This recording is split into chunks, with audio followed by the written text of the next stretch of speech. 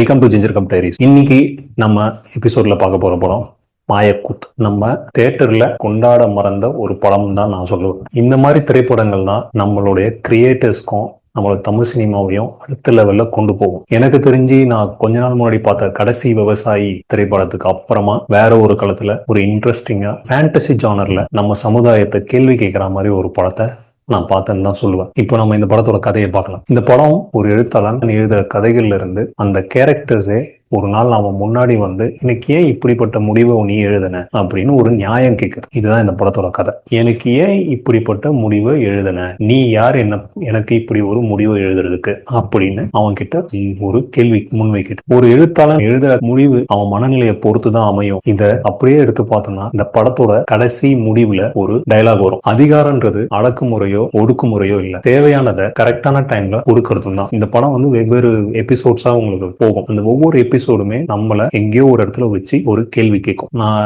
இந்த எபிசோட்ஸ் இங்க ஷேர் பண்ண விரும்பல. நம்மள நிறைய நம்மளுடைய தாட் ப்ராசஸை கொஸ்டின் பண்ண, இது நம்மளுடைய ப்ரீ கன்சீவ்ட் பெர்செப்ஷன் சொல்லுவாங்கல்ல. ஸோ நம்மளே ஒரு ஒரு ஒரு முடிவுல இருக்கும், இது இப்படிதான் இருக்கும், இது இப்படிதான் நடக்கும், இவங்க இப்படிதான், அவங்க அப்படிதான் அப்படின்றது. இன்னைக்கு நம்ம சொசைட்டில நம்ம எல்லாருமே யாரோ ஒருத்தரால கட்டுப்பட்டு தான் நம்ம நடந்துட்டு இருக்கோம். இல்ல நம்மளே கூட இருக்கலாம். இது எல்லாமே ஒரு தாட் ப்ராசஸ்க்குள்ள போய் ஒரு கதையா வெளியே வந்தா எவ்வளவு அழகா இருக்குமோ அந்த மாதிரி தான் இந்த படத்தை நான் பாக்குறேன்.